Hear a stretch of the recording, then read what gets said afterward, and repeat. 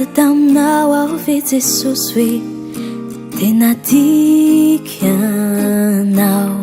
malalako sakaizako tiako tsotry izao fantatro fa ianao malala ny atom-poko fa na izany aza veriko ihany tiako ianao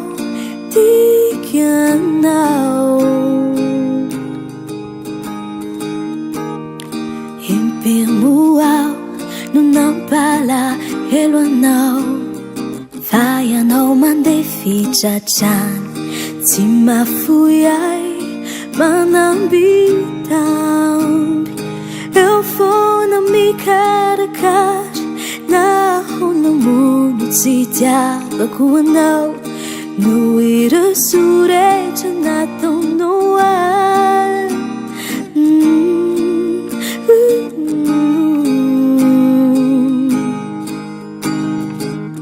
babonao tanterakany amiko rehetra ny foko mihira hoe tiako ianao ny antefa taminao Jesosy ny safidiko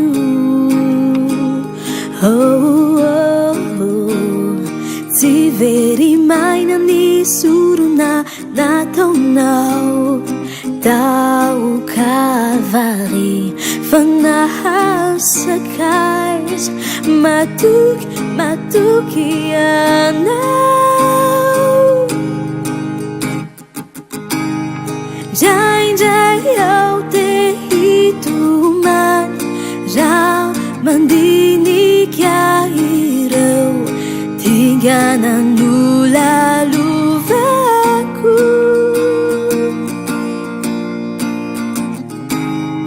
hain'isy antony avoko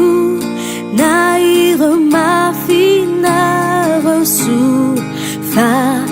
natoy izao ahy tiako ianao tiako ianao tiako ianao Jesosy io tena tiako ianao tiako ianao fantatro fa ianao malala ny atom-poko fa na izany aza veriko ihany tiako ianao tiako ianao